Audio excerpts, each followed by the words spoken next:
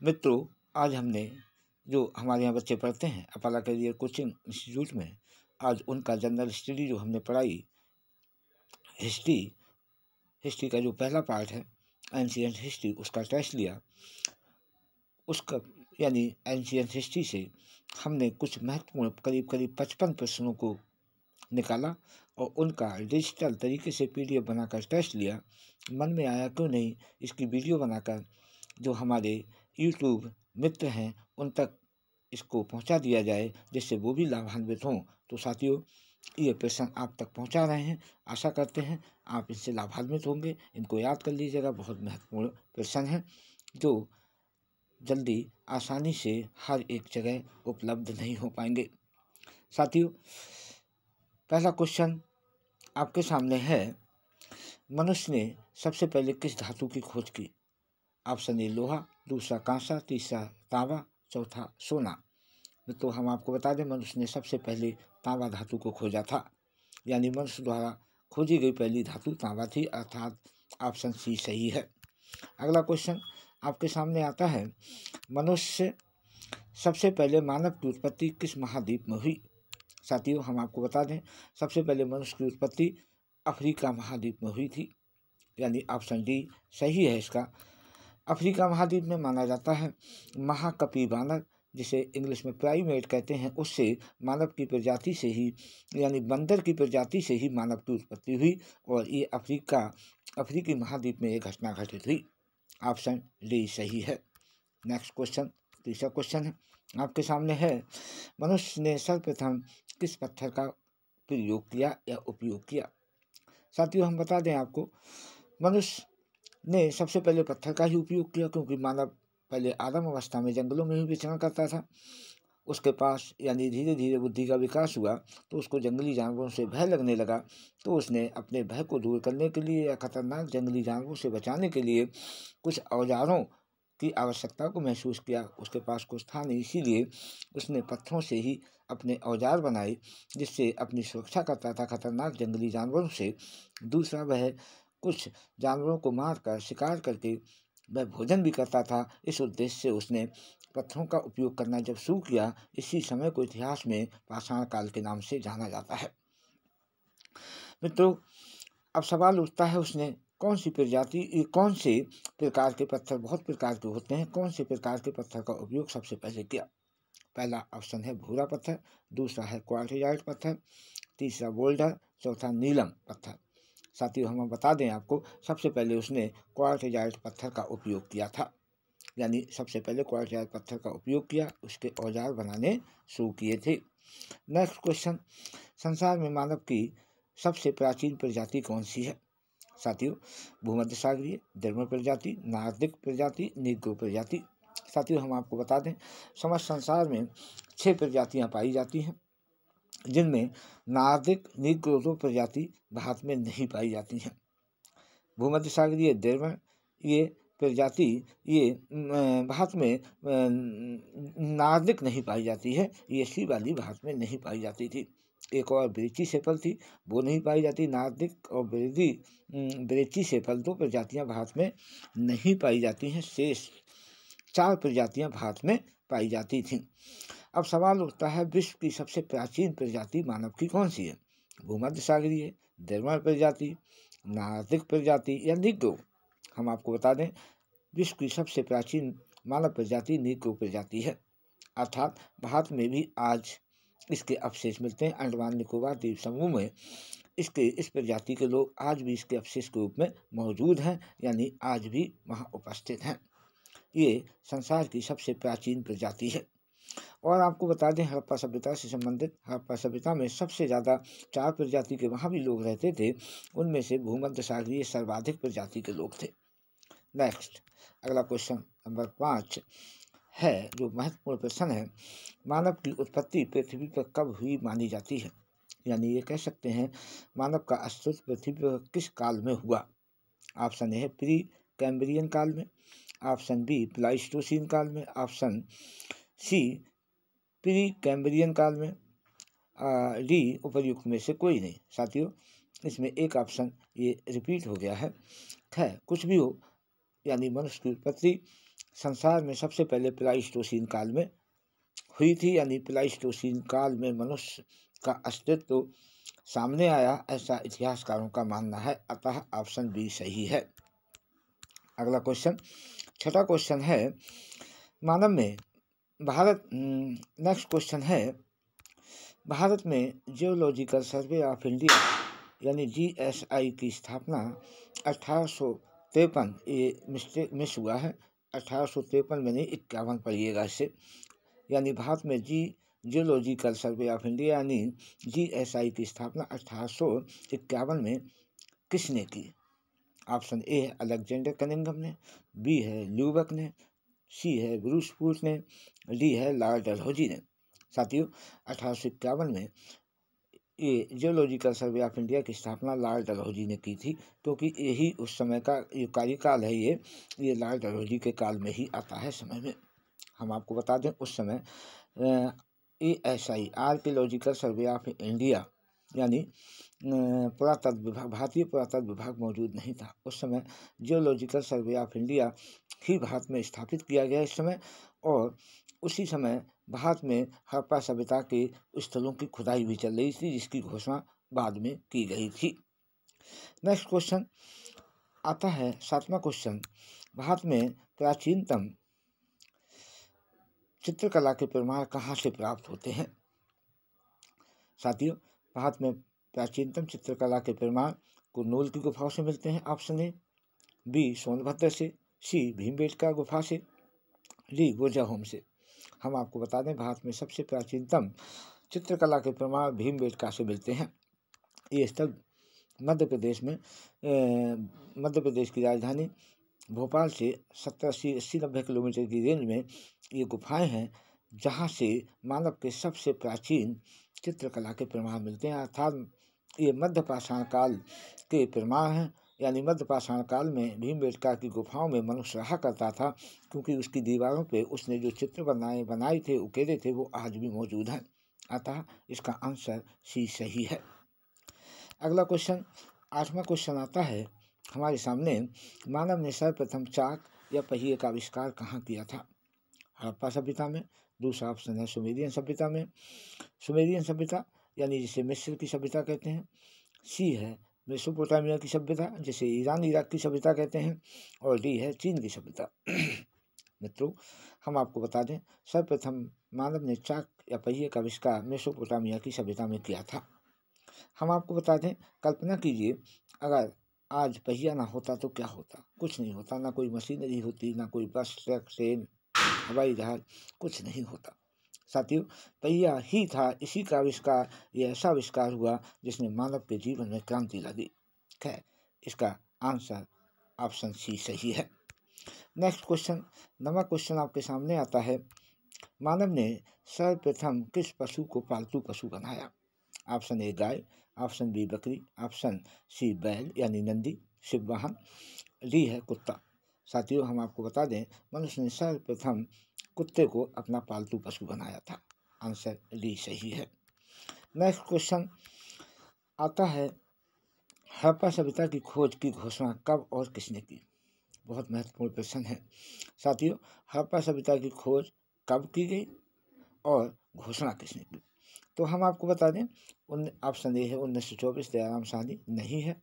1924 John Marshall, नहीं है। 1921 Dayaram Sahni, D ये भी नहीं है, सी डी है 1921 जॉन मार्शल।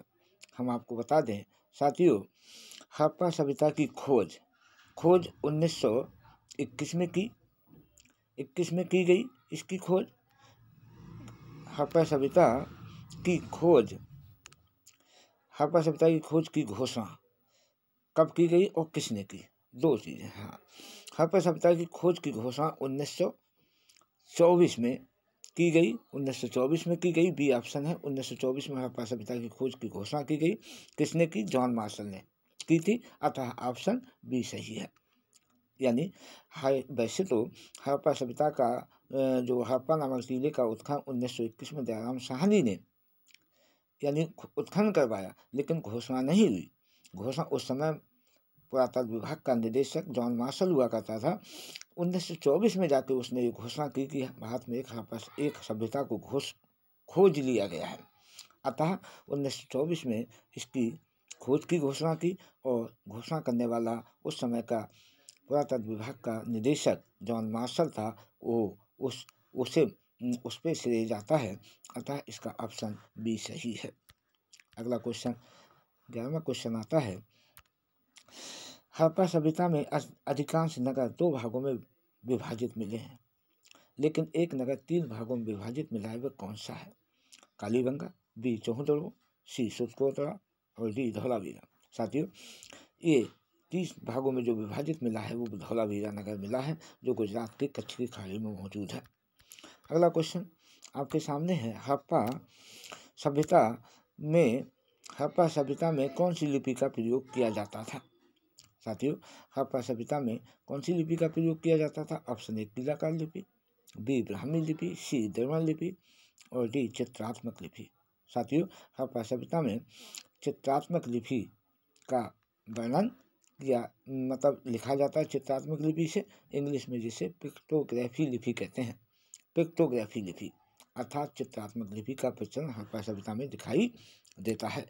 साथियों, अगला क्वेश्चन आपके सामने आता है, 13वां क्वेश्चन, कांस्य धातु का आविष्कार किस सभ्यता के लोगों ने किया? बहुत इंपॉर्टेंट क्वेश्चन है। ऑप्शन ए मेसोपोटामिया के लोग, ऑप्शन बी सुमेरियन सभ्यता के लोग, ऑप्शन सी हड़प्पा सभ्यता के लोग, ऑप्शन डी चीन के सभ्यता के लोग।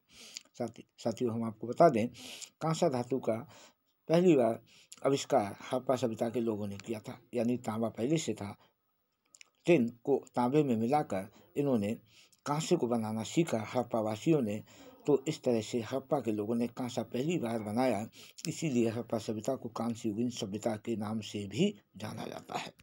नेक्स्ट क्वेश्चन अगला क्वेश्चन आता है, विशाल स्नानागार हड़प्पा सभ्यता के किस नगर में पाया गया? हड़प्पा, बी मोहनजोदड़ो, सी कालीबंगा, डी धौलावीरा।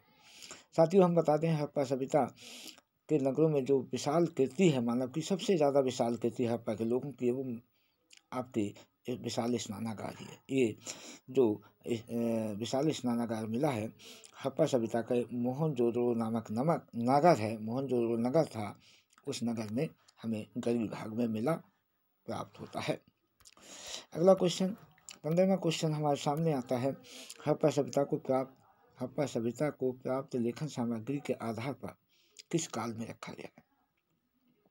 हड़प्पा सभ्यता को प्राप्त लेखन सामग्री के आधार पर किस काल में रखा गया है? ऑप्शन ए प्रागैतिहासिक काल, बी आद्य ऐतिहासिक काल, सी ऐतिहासिक काल, डी इनमें से कोई नहीं। साथियों, इस हड़प्पा सभ्यता को आद्य ऐतिहासिक काल में रखा गया, यानी प्रोटो हिस्टोरिक पीरियड, यानी इस पीरियड के अंतर्गत, इस ऐतिहासिक काल के अंतर्गत हड़प्पा सभ्यता का कार्यकाल आता है। अगला क्वेश्चन 16वां क्वेश्चन है, सर्वप्रथम आर्य कहाँ आकर ठहरे थे? सप्त सैंधव प्रदेश, आर्यवर्त, ब्रह्म ऋषि देश, डी इनमें से कोई नहीं। साथियों, जब आर्य आए थे तो ये सबसे पहले सप्त सैंधव प्रदेश में, ऑप्शन ए सही है। सप्त सैंधव प्रदेश, जहाँ आज अफगानिस्तान है, जहाँ 7 नदियाँ बहती थी, उस प्रदेश में बहते थे। 7 नदियाँ बहने के कारण इसे सप्त सैंधव प्रदेश के नाम से भी जाना जाता है। तो इसका ठीक आंसर ए सप्त सैंधव प्रदेश है। 17वां क्वेश्चन है, आर्य शब्द का शाब्दिक अर्थ क्या होता है? मित्रों, आर्य शब्द का शाब्दिक अर्थ होता है सर्वश्रेष्ठ, सर्वश्रेष्ठ या सर्वोत्तम। अतः ऑप्शन सी सही है। नेक्स्ट क्वेश्चन 18वां क्वेश्चन है, हिंदुओं का महामंत्र गायत्री मंत्र किस वेद में मिलता है? मित्रों, हिंदुओं का जो महामंत्र गायत्री मंत्र जिसे कहते हैं, वह किस वेद में मिलता है? Option A Rigveda, option B Samaveda, option C Yajurveda, option D Atharvaveda. साथियों, इसका ऑप्शन ऋग्वेद है, यानी ऋग्वेद के 30 मंडल में, जैसे विश्वामित्र ने लिखा है, इसमें मिलता है। और हम आपको बता दें, ये बहुत ही महत्वपूर्ण भाग माना जाता है। नेक्स्ट क्वेश्चन आपका 19वां क्वेश्चन है, कौन सा वेद गद्य और पद्य दोनों मिलता है? साथियों, गद्य पद्य दोनों में मिलने वाला वेद ऋग्वेद नहीं, सामवेद नहीं, यजुर्वेद। हाँ जी, ऑप्शन सी सही है, यजुर्वेद गद्य और पद्य दोनों में हमें लिखा हुआ प्राप्त हुआ है। नेक्स्ट क्वेश्चन 20वां क्वेश्चन है, सर्वप्रथम 20वां क्वेश्चन है, वर्तमान में भारत का सबसे प्राचीन जीवंत नगर कौन सा है। अर्थात ये कह सकते हैं भारत का वर्तमान में वह कौन सा नगर है जिस समय से बसाया गया तब से लेकर आज तक लगातार वहाँ लोग निवास करते आ रहे हैं, वह ऐसा प्राचीन नगर कौन सा है। दूसरे शब्दों में अर्थात जीवंत नगर कोलिकाता, प्रयाग, वाराणसी, पाटलिपुत्र। साथियों इसका आंसर सी सही है। ये 16 महाजनपद के समय में बसाया गया था और इस नगर को वाराणसी को वर्णा और असी नदियों के मध्य बसाया गया, इसीलिए इसका नाम वाराणसी कहा गया। इंग्लिश में इसे बनारस कहते हैं। तब से लेकर आज तक लगातार ये नगर यानी जीवंत अवस्था में आ रहा है। करीब 3 से 4 हजार साल पहले इसे बसाया गया, जो अब तक जीवंत अवस्था में बना हुआ है। लगातार लोग यहाँ निवास करते आ रहे हैं। नेक्स्ट क्वेश्चन 21वां क्वेश्चन है, वेदांत किसे कहते हैं। साथियों वेदांत किसे कहते हैं। ऑप्शन ए आरण्यक, ऑप्शन बी वेद, ऑप्शन सी उपनिषद, ऑप्शन डी ब्राह्मण पुस्तकों को। साथियों वेदांत उपनिषदों को कहा जाता है। इनकी संख्या हम आपको बता दें 108 है, याद कर लीजिए। 108 उपनिषद पाए जाते हैं और ये वैदिक काल के सबसे अंत में लिखे जाने के कारण इन्हें वेदांत कहा जाता है। नेक्स्ट क्वेश्चन 22वां क्वेश्चन आपके सामने है, उत्तर भारत का सबसे पुराना महाकाव्य कौन सा है। Option A Ramayana, option B Mahabharata, option C उपर्युक्त दोनों और डी है इनमें से कोई नहीं। साथियों उत्तर भारत का सबसे पुराना महाकाव्य रामायण को माना जाता है, जो महर्षि वाल्मीकि ने लिखा था। हम आपको एक जानकारी और देना चाह रहे हैं। साथियों रामायण हमें लगता है बौद्ध काल से बाद का है, लिखा हुआ है, बुद्ध के समय के बाद का लिखा हुआ है, क्योंकि एक चौपाई में बुद्ध का वर्णन मिलता है। वो चौपाई मेरे पास है जिसमें बुद्ध के विषय में रामायण में इसमें चर्चा की गई है और उनकी तुलना बौद्धिस्टों की तुलना इस रामायण में चोर उचक्कों से की गई है। खैर कुल मिलाकर उत्तर भारत का सबसे पुराना महाकाव्य रामायण, ऑप्शन ए सही है। नेक्स्ट क्वेश्चन 23वां क्वेश्चन आपके सामने ये है, महाभारत को आरंभ में किस नाम से जाना जाता था। साथियों महाभारत को आरंभ में जय नाम से जाना जाता था, जय संहिता कहा जाता, ऑप्शन ए सही है। यानी हम आपको बता दें जब आरंभ में इसमें 8800 श्लोक थे यानी 8800 श्लोक थे, तो इसे जय संहिता कहा जाता था। लेकिन बाद में इसमें श्लोकों की संख्या 24,000 हो गई तो इसका नाम भारत पड़ गया और अंत में इसमें श्लोकों की संख्या 1 लाख हो गई बढ़ गए, तो इसे महाभारत के नाम से जाना गया। अतः प्रश्न के अनुसार इसका आंसर ए सही है। नेक्स्ट क्वेश्चन 24वां क्वेश्चन है आपका, निम्न में से कौन सा दक्षिण भारत का महाकाव्य नहीं है। ऑप्शन ए शिलप्पादिका, ये दक्षिण भारत का महाकाव्य है। ऑप्शन बी मणिमेखला, ये भी दक्षिण भारत का महाकाव्य है। सी है जीवक चिंतामणि, ये भी, ये तीनों ही दक्षिण भारत के महाकाव्य हैं। तोलकाप्यम, ये तोलकाप्यम महाकाव्य नहीं है, ये दक्षिण भारत की व्याकरण की पुस्तक है। अतः ऑप्शन डी सही है। नेक्स्ट क्वेश्चन 25वां क्वेश्चन आता है, भारत में नंद वंश की स्थापना किसने की। Option A Ghanananda, option B Mahanandan, option C Mahapadma Nanda, D इनमें से कोई नहीं। साथियों हम आपको बता दें भारत में नंद वंश की स्थापना महानंदन ने की थी, ऑप्शन बी सही है। लेकिन शीघ्र ही महापदम नंद ने उस पर अधिकार कर लिया महानंदन को हटाकर, ऑप्शन बी सही है। नेक्स्ट 26वां क्वेश्चन है, बौद्ध धर्म साहित्य में भारत को किस नाम से जाना गया है। साथियों भारत ए ऑप्शन, दूसरा है आर्यावर्त, बी सी है जम्बू द्वीप, डी है इनमें से कोई नहीं। मित्रों हम आपको बता दें बौद्ध धर्म साहित्य में भारत को जम्बू द्वीप के नाम से जाना गया है, अतः ऑप्शन सी सही है। नेक्स्ट 27वां प्रश्न आपके सामने है, जैन धर्म के संस्थापक कौन थे।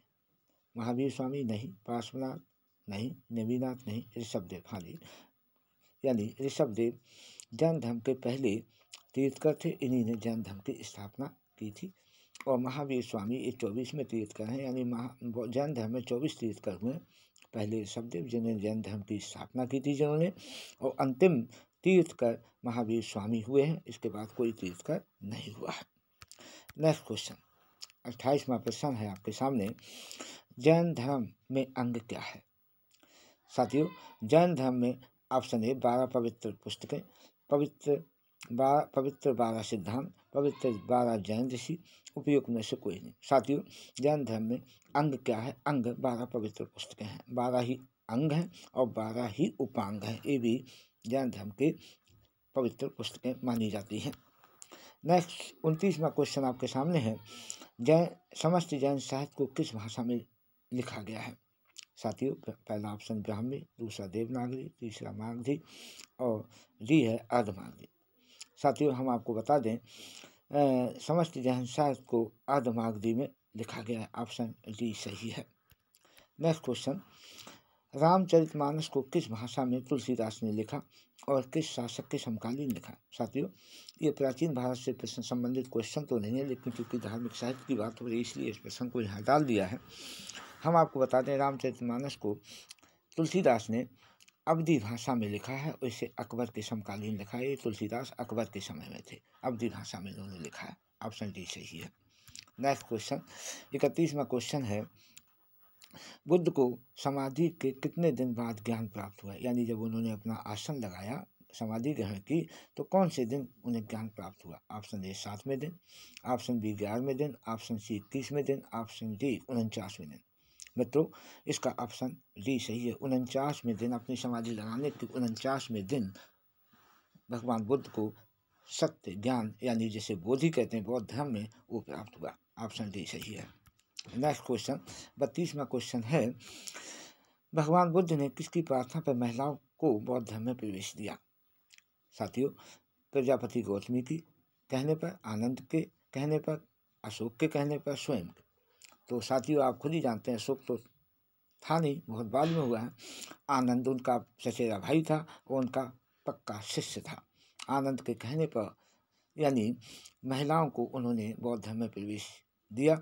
हालांकि भगवान बुद्ध महिलाओं को बौद्ध धर्म में प्रवेश देने के विरोध में थे, लेकिन उनकी मौसी जिन्होंने लालन पालन किया था, प्रजापति गौतमी यानी विमाता थी, उनकी इच्छा थी कि वो भी बौद्ध धर्म में दीक्षित हों। इसीलिए आनंद ने उनसे रिक्वेस्ट की, बहुत ज़्यादा प्रार्थना की। इसीलिए भगवान बुद्ध ने यानी इसकी अनुमति दे दी और प्रजापति गौतमी ही पहली महिला थी जो बौद्ध धर्म में दीक्षित हुई थी। अतः आंसर इसका बी सही है। नेक्स्ट क्वेश्चन 33वां क्वेश्चन है, भारत में योग दर्शन के जन्मदाता निम्न में से कौन थे। साथियों, योग दर्शन के Kapil, option A Kapil, B Patanjali, C Jaimini और डी कारणा। साथियों, भारत में योग दर्शन के जन्मदाता पतंजलि को माना जाता है। ऑप्शन बी सही है।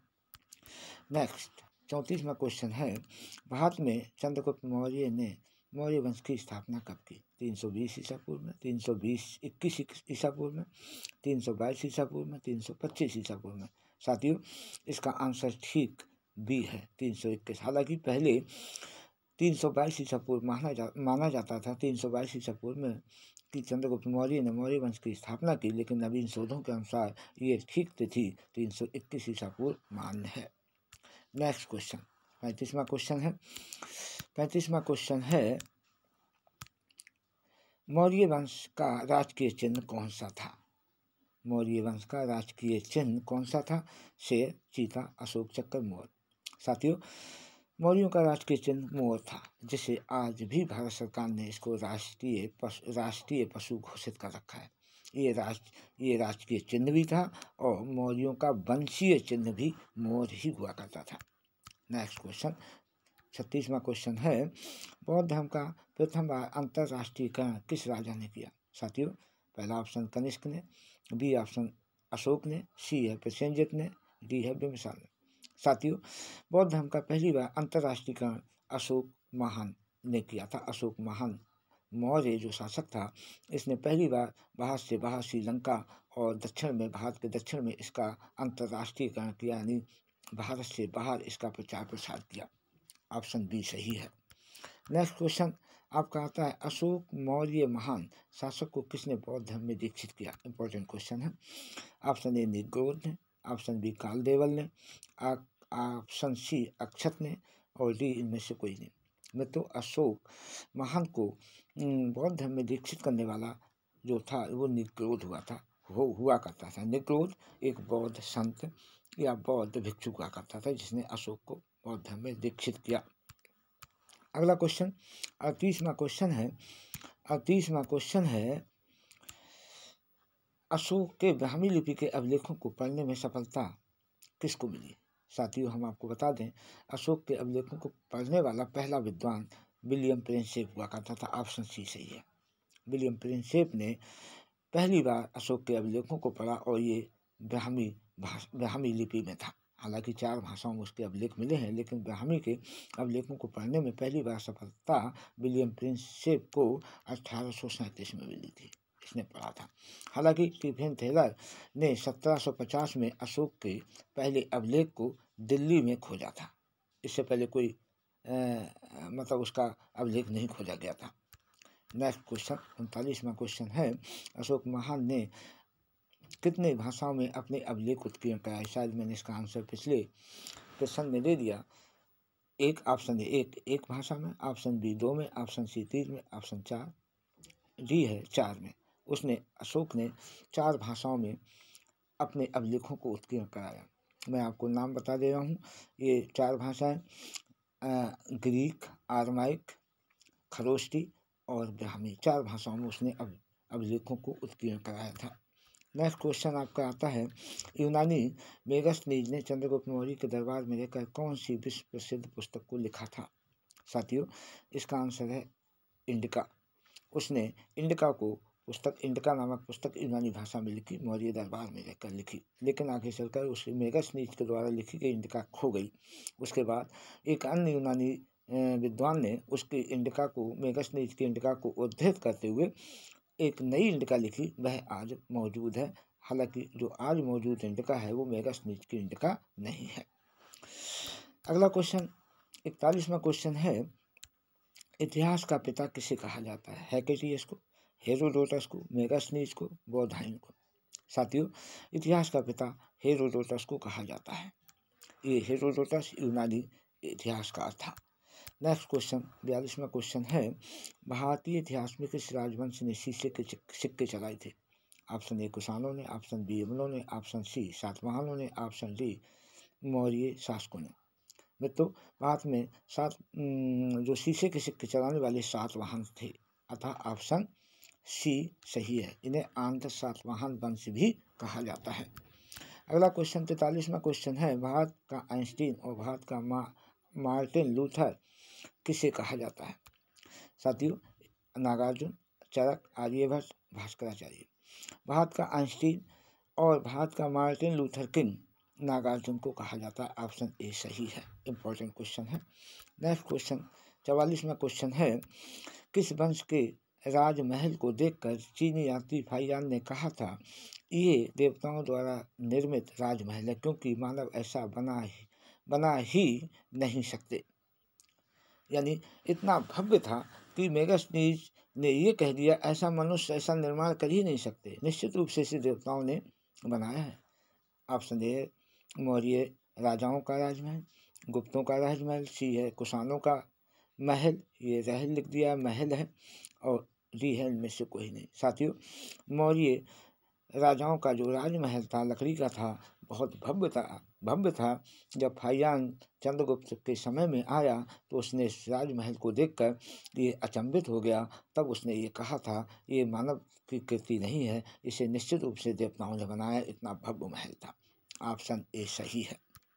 नेक्स्ट क्वेश्चन आपका आता है नालंदा विश्वविद्यालय का निर्माण किस शासक ने करवाया। साथियों, नालंदा विश्वविद्यालय का निर्माण कुमारगुप्त महेंद्रादित्य ने करवाया। ये गुप्त शासक था। कुमारगुप्त महेंद्रादित्य ने नालंदा विश्वविद्यालय का निर्माण करवाया और उसके खर्चे के लिए 200 गांव दान दिए थे, जिससे कि उससे राजस्व या जो पैसा आए गांव की ज़मीन से, उससे नालंदा विश्वविद्यालय का खर्च चलाया जा सके। और ये नालंदा विश्वविद्यालय में बौद्ध धर्म से शिक्षा दी जाती थी। अपने समय का यानी विश्व प्रसिद्ध विश्वविद्यालय था। और जब ह्वेनसांग यहाँ आता है पढ़ने तो वह करीब इसमें 10,500 से 10,500 तक विद्यार्थियों को पढ़ने की बात करता है, जिसमें राष्ट्रीय अंतर्राष्ट्रीय दोनों तरह के विद्यार्थी हुआ करते थे। अगला क्वेश्चन आपका है भारत का नेपोलियन किसे कहा जाता है। साथियों, भारत का नेपोलियन समुद्रगुप्त को कहा जाता है। ये गुप्त वंशी शासक था। चंद्रगुप्त मौर्य का चंद्रगुप्त प्रथम का इसे पुत्र माना जाता है। समुद्रगुप्त को चंद्रगुप्त प्रथम जो गुप्त वंश का शासक था उसका बेटा था। यही चूँकि ये बहुत बड़ा बलशाली था, इसीलिए इसे भारत का नेपोलियन के नाम से इतिहास में जाना जाता है। अतः ऑप्शन बी सही है। नेक्स्ट क्वेश्चन 47वां क्वेश्चन है, अजंता की गुफाओं की खोज कब और किसने की? साथियों, अजंता की गुफाओं की खोज 1824 में अलेक्जेंडर जेम्स ने की थी। अतः इसका आंसर डी सही है। डी सही है। 1824 में अलेक्जेंडर जेम्स ने अजंता की गुफाओं को खोजा था। नेक्स्ट क्वेश्चन आता है, सर्वप्रथम किस भारतीय विद्वान ने कहा कि पृथ्वी गोल है और वह सूर्य के चारों ओर चक्कर लगाती है? साथियों, ऑप्शन ए है आर्यभट्ट, बी है बारामीहि, सी है ब्रह्मगुप्त और डी है कोई नहीं। साथियों, ऐसा बयान देने वाला या ऐसा लिखने वाला भारत का पहला विद्वान या वैज्ञानिक खगोलविद आर्यभट्ट हुआ करता था। गुप्त काल में हुआ है। ये बहुत ही महत्वपूर्ण एक तरह से उसका ये लेख है या उसकी ये घोषणा है। अगला क्वेश्चन आता है 49वां क्वेश्चन, परमाणुवाद की संकल्पना विश्व में पहली बार किस भारतीय विद्वान ने प्रस्तुत की? Option A Aryabhata, option B बारामीहि, option C Kanad, option D Nagarjuna. साथियों, भारत में परमाणुवाद की पहली परिकल्पना ऋषि कणाद ने की थी। ऋषि कणाद ने इसको कहा था, परमाणुवाद की संकल्पना को प्रस्तुत किया। ऑप्शन सी सही है। नेक्स्ट क्वेश्चन आता है, श्रेणी वाला क्या था? एक सैनिक दस्ता, व्यापारियों का एक समूह, वेश्याओं की एक टोली, राजा की एक पुत्री। साथियों, श्रेणी वाला एक सैनिक दस्ता होता था। जो श्रेणी होती थी, श्रेणी यानी व्यापारिक समूह होते थे, वो व्यापारिक समूह की सुरक्षा के लिए कि चोर डकैत उन्हें लूटे नहीं, इसीलिए वो व्यापारिक समूहों के साथ में, जिन्हें व्यापारिक समूहों को श्रेणी कहते थे, उनकी रक्षा के लिए श्रेणी वाला उनकी सैनिक टुकड़ी होती थी। अतः एक सैनिक दस्ता, ऑप्शन ए इसका आंसर सही है। नेक्स्ट क्वेश्चन आता है 51वां क्वेश्चन है, भारत में सर्वाधिक शुद्ध सोने के सिक्के किसने जारी किए? कुषाणों ने, गुप्तों ने, मौर्य ने, सातवाहन ने। साथियों, भारत में सबसे ज़्यादा शुद्ध या सर्वाधिक शुद्ध सोने के सिक्के जारी करने का श्रेय कुषाणों को जाता है। ऑप्शन ए सही है। अगला क्वेश्चन, भारत में स्वर्ण काल के नाम से जाना जाता है, यानी वह कौन सा किस राजवंश का काल है जिसे भारत के इतिहास में स्वर्ण काल के नाम से जाना जाता है? ऑप्शन ए मौर्य काल, ऑप्शन बी है गुप्त काल, ऑप्शन सी अशोक महान का काल, ऑप्शन डी है समुद्रगुप्त का काल। ये कल हो गए, लिख गए हैं, काल है ये। साथियों, चूँकि ये गुप्त वंश का काल माना जाता है, यानी गुप्त वंश का जो काल है या गुप्त काल है, उसे स्वर्ण काल के नाम से भारतीय इतिहास में संज्ञा दी गई है। नेक्स्ट क्वेश्चन 53वां क्वेश्चन आता है, समस्त जैन साहित्य को किस नाम से जाना जाता है? समस्त जैन साहित्य को किस नाम से जाना जाता है? नंबर 1 अंग, नंबर बी उपांग, नंबर सी आगम, नंबर डी व्यूह। साथियों, समस्त जैन साहित्य को सामूहिक रूप से जैन साहित्य को आगम के नाम से जाना जाता है। ऑप्शन सी सही है। नेक्स्ट क्वेश्चन आपका है 54वां क्वेश्चन है आपका, हिंदुओं का प्रसिद्ध गायत्री मंत्र किस देवता को समर्पित है? साथियों, हिंदुओं का प्रसिद्ध गायत्री मंत्र किस देवता को समर्पित है? ऑप्शन ए विष्णु को, ऑप्शन बी इंद्र को, ऑप्शन सी शिव को और डी सूर्य के सवितो रूप को। साथियों, गायत्री मंत्र के बारे में हमने बताया, ये किस वेद में पाया जाता है, कहाँ पाया जाता है? हम आपको बता दें, ये सूर्य के सवितो रूप को समर्पित है। आंसर डी सही है। नेक्स्ट क्वेश्चन आता है 55वां लास्ट क्वेश्चन है आज के वीडियो का। साथियों, वेदों को अन्य किस नाम से जाना जाता है? ऑप्शन ए श्रुति, ऑप्शन बी देववाणी, ऑप्शन सी त्रयी, ऑप्शन डी इनमें से कोई नहीं। साथियों, वेदों को अन्य नाम श्रुति के नाम से जाना जाता है। अतः ऑप्शन ए सही है। क्योंकि वेदों में जो मंत्र हैं वो आर्यों ने अपनी जो रचना की वो उनको याद थे, क्योंकि उस समय लिपि नहीं थी, और वो याद करके जो अपने शिष्य बनाते थे उन शिष्यों को रटा देते थे। फिर उनके शिष्य अपने शिष्यों को रटा देते थे और इस तरह से शिष्य दर शिष्य ये परंपरा रटाने की तब तक चलती रही जब तक लिपि का विकास नहीं हो गया। ऐसा माना जाता है उत्तर वैदिक काल में लिपि का जब विकास हुआ तो इन सब मंत्रों को लिपिबद्ध किया गया। अतः इन वेदों को सुनने के आधार पर ये बाद में लिखा गया, इसीलिए इन्हें श्रुति कहा जाता है। ऑप्शन ए सही है, अतः श्रुति आंसर ठीक है। मित्रों, हम उम्मीद करते हैं ये वीडियो आपको पसंद आई होगी। हमारे प्रश्न जरूर पसंद आए होंगे। बहुत महत्वपूर्ण प्रश्न है, इनको याद कर लीजिएगा, जो आपके आगामी परीक्षाओं में, आने वाली परीक्षाओं में महत्वपूर्ण सिद्ध हो सकते हैं। साथियों, हमारी वीडियो कैसी लगी? अगर अच्छी लगी है इसे लाइक कीजिए। हमारा चैनल सब्सक्राइब नहीं किया तो सब्सक्राइब कर लीजिए। आप खुद इन प्रश्नों को रखिए, अपने याद कर लीजिए, अपने यार दोस्तों को भी इनको भेजिए, जिससे कि वो भी इससे लाभान्वित हों। बहुत बहुत धन्यवाद।